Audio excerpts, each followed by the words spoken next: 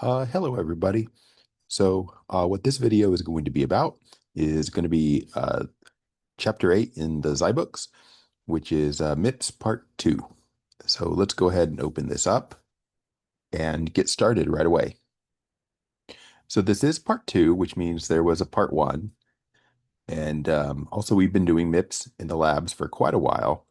And so this stuff shouldn't be crazy to us. So jumping right in, we see 8.1 has the JAL and the JR subroutine instructions. And we've used those. They make functions, right? And so when you look at some code, let's see, we can find one here. Um, blah, blah, blah, blah. Oh, hold on. Maybe over here. Oh, reading is fundamental here.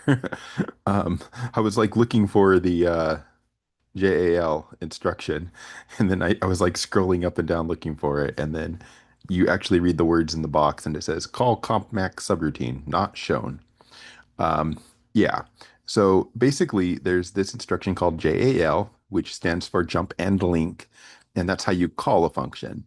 And so in this place where it says call comp max subroutine, and then down here it says call comp max subroutine, those are going to be function calls. And the idea is whatever this function called comp max does is that you'd only have to write the code for it once because you put it in a function, which is the same idea behind functions in other programming languages, right?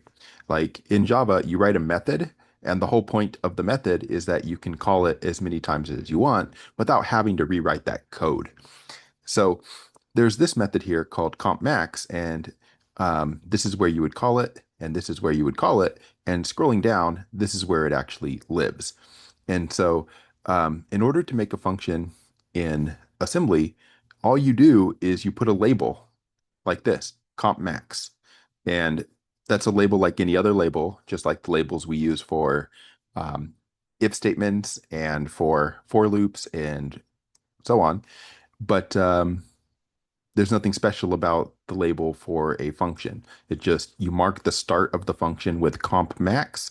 And then again, they left it out here because they're not showing you all the code yet. But after you do comp max label, you do whatever this function is supposed to be, right? We don't know what it does. But at the end, when it says return from subroutine, that other instruction up here is in order to return. So basically, JAL calls a function and JR returns from a function. And that's what we're doing here. So if we refer to the animation, which we didn't watch, it says what label indicates the first instruction of the subroutine the, um, for computing the maximum value, comp max, right? How many redundant instructions in the original code were moved to the subroutine? Well, okay. I guess I guess what they're saying is they took these and they moved them over here. So that looks like one, two, three, four, five. Um, Now, how are they counting? There's five of them here and there's five of them here because the idea is they replaced all the blue lines with this call comp max subroutine. And they replaced all these blue lines with call comp max subroutine. So technically they got rid of one, two, three, four, five instructions here and five instructions here. But they moved five, but they got rid of 10. So I don't know what answer they're going to want here. They wanted five. A subroutine's instructions must be duplicated. Well, no, the whole point is that you don't do that. A subroutine may have up to 1024 instructions. Did we read that? We didn't read that, but they might have said it. Did they say it? They did not say that. And that makes sense that there would not be a limit because um, remember that the start of a function is just a label, which you can put labels anywhere, as many of them as you want. And the end of a subroutine or function is a JR. So why would it matter how many instructions it took before you hit a JR? Doesn't really make sense. All right. So anyway, um, now they're trying to explain the JAL instruction. So when you see JAL, calc cube, as it says, that calls calc cube. So JAL calls a function. The label that you put here is the label for the instruction. So when you see JAL calc cube, jump and link, you'd look for calc cube label, which is down here somewhere. And I can't highlight the label for some reason, but the label calc cube is right here. And then you have an instruction, and then you have an instruction. And then when you see JRRA, that tells you that you're jumping back to where you came from. So it's like these lines right here, uh, are going to run on line 16, basically, because line 16 says jump and link calc cube, jumps down here, it does these things, and jump return returns right back to where we came from. So once you hit the jump return, you come back up here to 16, and then you can continue on with the code. All right. So how would you call a subroutine called calc tip? You would just say JAL calc tip. That's it. If the JAL instruction below is located in instruction memory at address 200, what value is written to the register RA? So if we think about this, um, you jump like JAL calc cube, you jump down here to calc cube, you run this, and JRRA has to jump back, right? But where does it jump, right? We don't want to jump back to line 16 and run JAL calc cube, right? Once you jump back, you're supposed to run the next instruction. So if we look at the details here, it will say somewhere, it says the jump register instruction jumps to the instruction at the address held. Okay. Um, the return address registers towards the instruction address to which the subroutine returns after executing.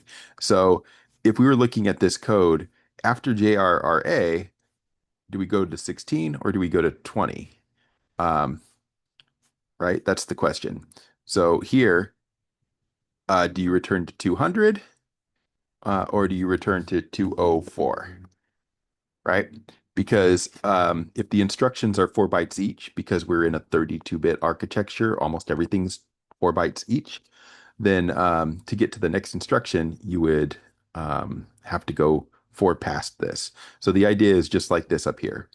Um, JAL calc cube is on line, not line, but on byte 16. And then when you run the subroutine and you return, you want to return, but you want to return to one instruction after this. So if you came from 16, you would want to return to 20. Using the RA register, write an instruction to return from a subroutine. JR $RA. It's always the same. And also, by the way, you never have to really worry about that, what's in the RA register. Like they asked us what memory address goes there, but we didn't need to know that except to do this assignment. Assume RA holds 116. Okay. If the JR instruction below is located in instruction memory at address 200, what is the address of the instruction executed after JRRA? Um, when you do JRRA, you go to here, right? That should just be 116. They're trying to confuse you, but you jump back to when you like JRRA means jump to the location of RA, whatever that is. Arguments and return values. So let's see what they say about this. We have this in our assignments, right? Like which we copied from a manual. I'm just going to a lab here. Sure. Oops, I should have clicked MIPS reference charts. Wrong button. I think when we looked at the MIPS registers, the official documentation here, well, this isn't the official documentation, but I got it from official documentation. Then we're supposed to return values by putting them in V0 or V1. And when we want to pass values into functions, we put them in A0 through A3. But let's see what Zybook says. So it says the assembly program below passes arguments to CalcCube using T0. Okay. The CalcCube subroutine returns the result with T1. The program passes 3 to subroutine by writing 3 to register T0. After executing the subroutine, T1 holds the value 27. So they were calculating the cube of the number, 3 cubed. And so they put a 3 in T0, and the answer came back as 27, and they put it in T1. Okay. So they're not using like the official, like these are the registers you're supposed to use for this. They're just using whatever the registers they want, which is fine because, the T registers are considered temporary registers that anybody could use. All right. Let's see if we can go find some challenge activity. Mm, well, let's read a little bit of this code first.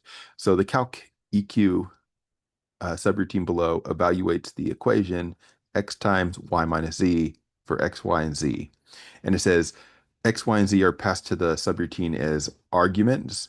So they must be in T0, T1, and T2 because um, you can see that they start out here sub, and when they subtract, they're doing T2 minus T1, right? So this is just a type. So you can see that they do T5 equals T1 minus T2. So they did T5 equals T1 minus T2. And so in terms of this up here, the Y must be the T1 and the Z must be the T2 because that's where the subtraction is happening, right? So if we try to figure out what register is what, the Y must be T1 and the Z must be T2. After they do that, then they're going to multiply, and they're multiplying T5, which is the answer from the previous line. So T5 is currently Y minus Z, and they're multiplying that by T0. So the other thing that gets multiplied other than Y minus Z is X. So that must mean that T0 is X. So they've used the registers X, Y, Z, sorry, X, Y, and Z are in the registers T0, T1, T2. Right? So which register is X? T0. Which register is Y? T1. Which register is Z? T2. Which register is used for the return value? So where does the answer end up here? It looks like the final answer ends up in T3. What was T5 for? They just used T5 as kind of a temporary calculation. All right. So this is another participation activity. I guess we're just watching it. I don't know what we have to do. Um, do we have to type in here? Oh, yeah, we do. Let's go ahead and do this one because why not? So it says use compmax subroutine, complete the assembly program to compute the maximum of 3 values in DM5000, DM5004, DM5008, and store the result in DM5020. So it says compute the maximum here. So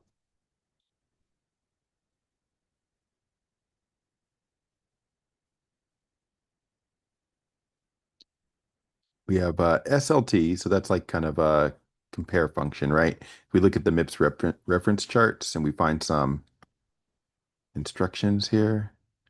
Oh, I did not put them in here.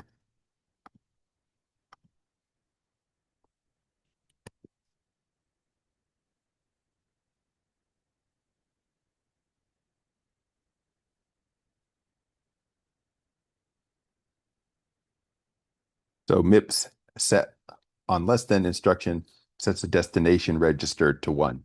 if the value in the first source is less than the value of the second source. So if you're going to do like an if statement, but you want to separate the if statement into two pieces, instead of using like BLT for branch less than, you can use SLT, which is set on less than.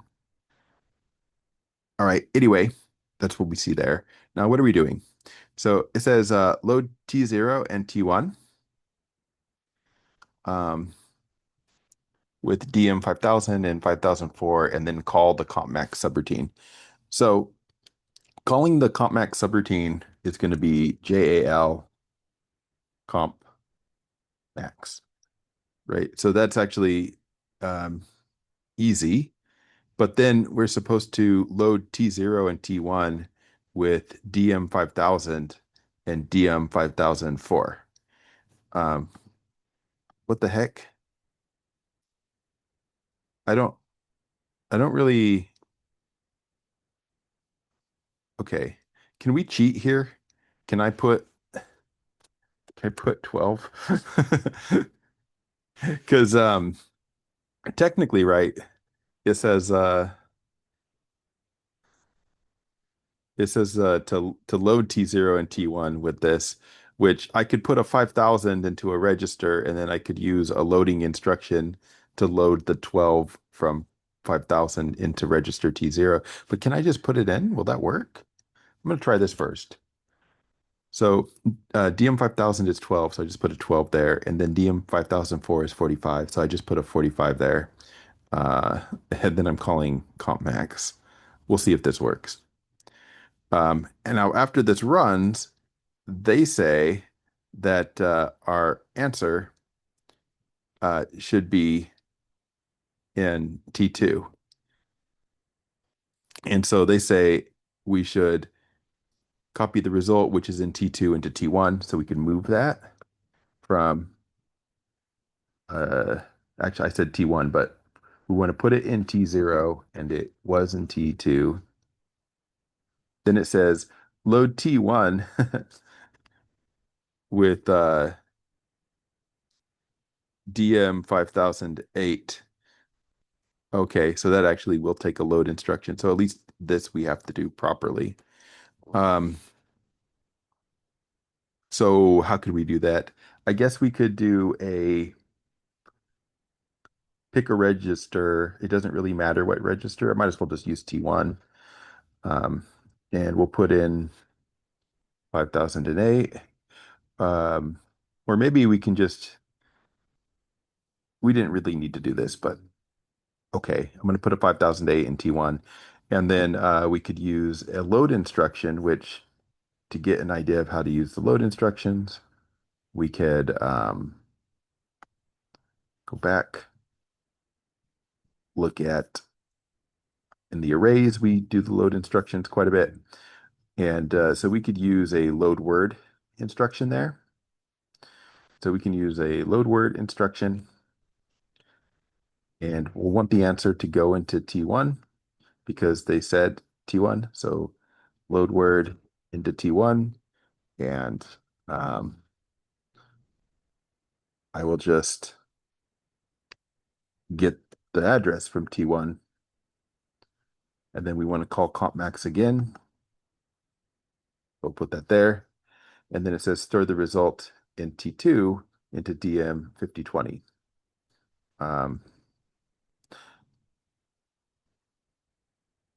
I kind of want to, I'm going to copy all this real quick. I want to see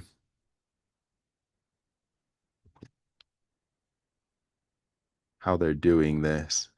They're just literally just putting these into these registers. Um,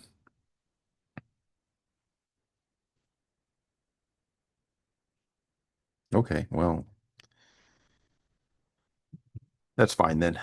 I'm doing kind of every little bit a little bit different. So we had just done number two. So number three, it says store the result, which is in T2 after we run compmax into T0. Wait, no, sorry, into DM 5020. We're trying to do the last line.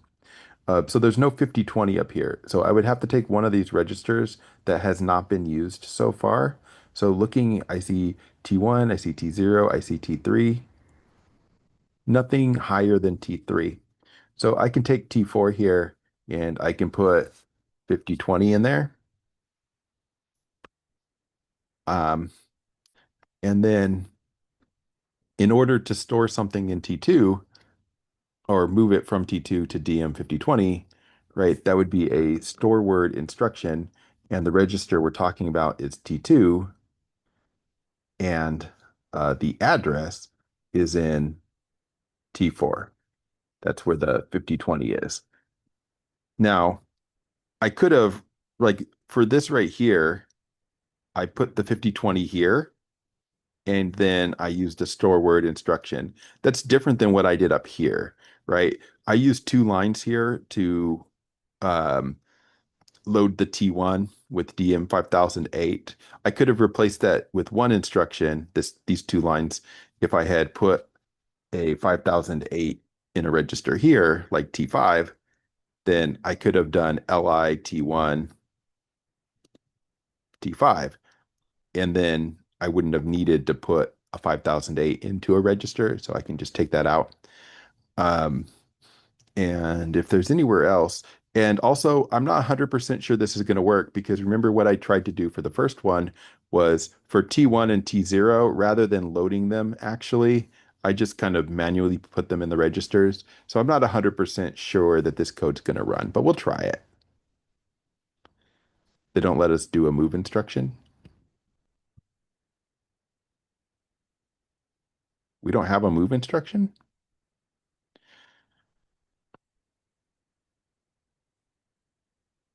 All right. We'll do add.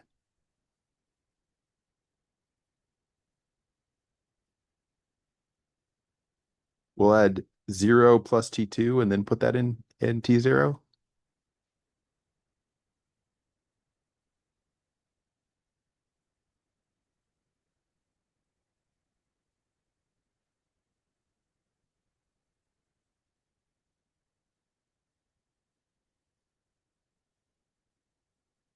So I guess we're just watching all the registers change.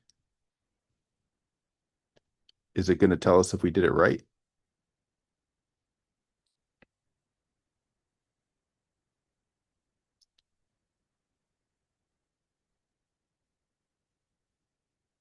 It doesn't, does it? Okay. Well, I don't know if I did that right then because I didn't look at the answers, but oh well. So I was wasted time. All right, let's look at this. Challenge activity. Call and create subroutines. Um, Pass DMT5 to the monthly salary subroutine and store the result in DMT6. Okay. So how do we do this? Let's figure this out.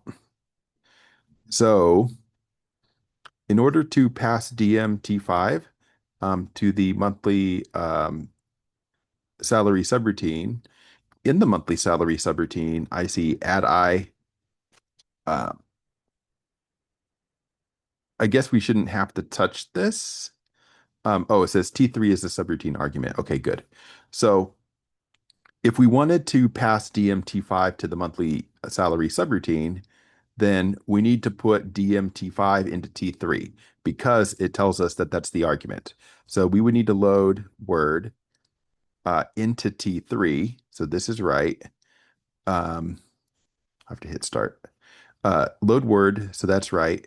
We want the answer in T3. But what do we want in T3? We want DMT5 because that's what we're supposed to pass in. So this should be a T5. Okay. So that will get the correct value into T3. But after we get the correct value into T3, then we actually need to call the subroutine. So to call the subroutine, we would change this to a jump and link, and we would jump to the monthly salary.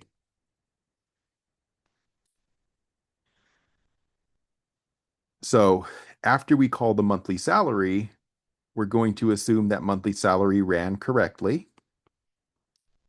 And according to this, it says T4 is where the value should end up. And you can see that they did put something in T4 down here, but T4 is the subroutine return value. So after this line, after we call JAL monthly salary, our answer should be in T4. But they want us to put the answer into DMT6.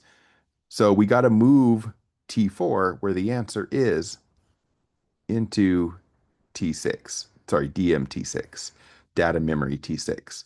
So to put it into DMT6, that would be a store word instruction, and we need to get the result from T4 into DMT6.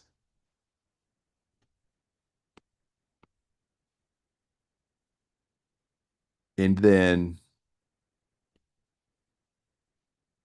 um, I really don't know what this extra line is for.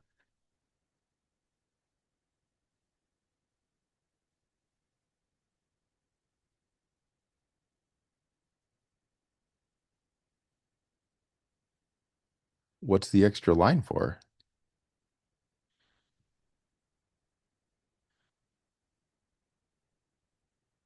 I'm going to do the same thing again, not because it's going to do anything, because I want to run this and see what happens. Because I feel like we did it with 3 instructions. Oh, never mind.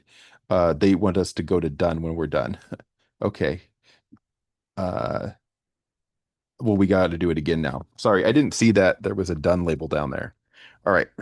So this time's different. T1 is the subroutine argument. So in order to pass DMT3, we need to get the value into T1. So we'll have to use load word into T1, and we want DMT3. So that would be a T3. So that will go here, get the 5,000. 5,000 is over here in data memory, get a 15. So this is going to get a 15, and we're going to put the 15 into T1. And that's what we're talking about here. Um, After we get that value, we need to actually call the subroutine. So that will be a jump and link to the yearly salary subroutine. So we'll jump down here, run this code, come back up here. When we come back up here, we're told that our answer is in T2. So on this line, we're now in T2. And what are we supposed to do with the answer in T2? We're supposed to put it in DMT4. So to put something into DMT4, we would need a store word. And if it's going to DMT4, we change that to a T4. And what are we trying to copy to T4? The answer. Where's the answer? It's in T2. And then what we didn't do last time was we didn't just add a jump to done, which is how we'll finish the program. Okay, next one. All right. Write the Y value subroutine to compute. What? Okay. Oh, we have to actually write it. So we're going to assume that X comes in. So in order to write this subroutine, we're going to assume that X is in T2. So if we're trying to compute this, X squared plus 6, um, that would involve multiplying X by X. So if X is in T2, we want to multiply T2 by T2. We can put that anywhere, but we need to return our value in T3. So I can put that in T3 now if I want. So now T3 is going to be X squared because T2 is X. So X times X go in T3. After we do that, we need to add a 6. So we'll change the next instruction to an add immediate, and we're going to take T3, which is where I put the result from the previous calculation, and we'll add T3, and we'll add 6. So these two instructions do the math, X squared plus 6. And then the last thing you need to do in your function is return. So we would just do a jump return RA, and that will get us back. And the rest of this we'll just assume is correct. Okay, and we're done. So let's just get back down to the bottom here. I can only do like one or more today. This is all participation.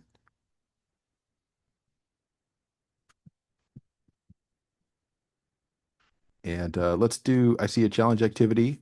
So this ch section here is how to use offsets, which we've used in class before, but not a lot.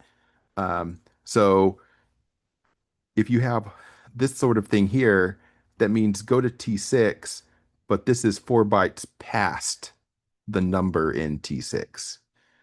So like if T6 is like 5,000, this whole thing is 5,004. So it's an offset. All right, let's go look at this. Compute T1 equals DM 9064.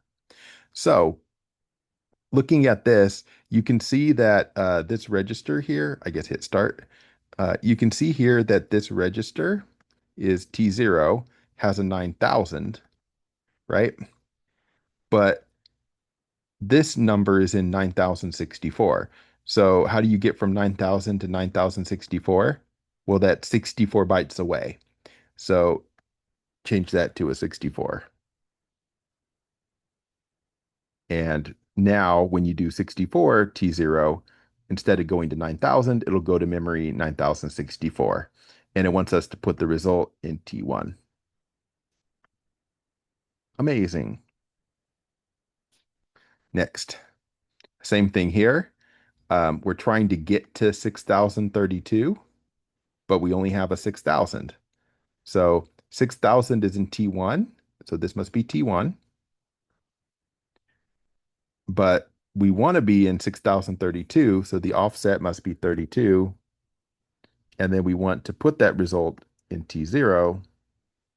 Um, or sorry, we want to take the result in T0 and put it into that memory location. So this should be a T0. And we are putting something into memory, which is store word instead of load word. All right. Next thing. So we need to do this calculation. So the first step is going to be to get DM 5056. So that's the 413 over here. So we have a 5,000 in T0, but of course this is not in 5,000, it's in 5,056. So we'll have to change that to 56. So now this is 5,056. So we'll go to 5,056, get that number. Where does that number need to go? It needs to go somewhere. It can't go in T2 because T2 has a value that we need. So we'll put that in T1.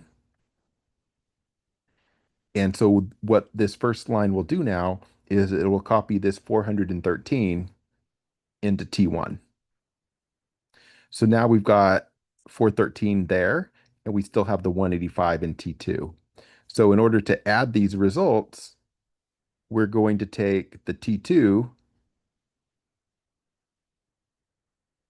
which is 185, because that's that. We need to add it to the 413, which is what's over here, but we put that in T1, so that'll be in T1. And then that whole result we want to put in T1. So we'll put our final answer into T1. And we do want to use an add instruction for that, so this seems fine. All right, easy peasy. So in order to do this, first thing we need to do is figure out how to get DM 5016. I see 5,000. So 5,000 is in T0, so this should be T0, but we need 5,016. So we'll use a 16 offset. Oops. Don't know what just happened here. So now we'll have a 16 offset. We'll get this number. Where are we going to put it? Well, we don't want to overwrite the T2 because that has a number we need. We don't want to overwrite the 5,000 because that has a number we need. So we better put this number into T1 for now. So we'll put that into T1. So now I've got the 239 in place of this zero. After we do that, we need to add the T2 and the DM5016, which we just put in T1. So we need to add T2 and this, which will be in T1. So change these to T1 and T2. We'll add those up. We could put them anywhere at this point, but I'm just going to go ahead and put them into T1. So now T1 is going to contain 239 plus 562, which is our result. So we'll put that right here. It's in T1 now. And we want to now put that into DM 5056. So it's in T1 and we need it in DM 5056. So this should be T1 and DM 5056 is going to be go to register T0 to get the 5,000, but the offset will be 5056. So offset will be 56. And that should be a store word. Seems fine. All right, last one.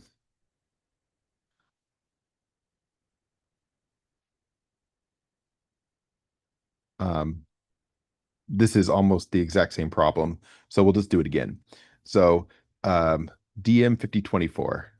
So we have a 5,000 in T0, but 5024 would be an offset of 24 away. Take that number, let's put it in T1. Now the number's in T1. So if the 174 is now in T1, we want to add T1 and T2. T1, T2. Where are we going to put the result? Let's put it back in T1. So now we've added the numbers and the answer is in T1. Then we want to get the answer in T1 into this DM88. So the answer's in T1 currently, so we'll put a T1 there. And in order to get it to DM 5088, we're going to have to go to 5,000 and get an offset of 88. So almost identical to the previous one. So 4 and 5 were the same. All right. So that's where we're going to have to stop for today, but at least we did challenge exercises for the first three sections. With that said, I need to go. I will talk to you guys later.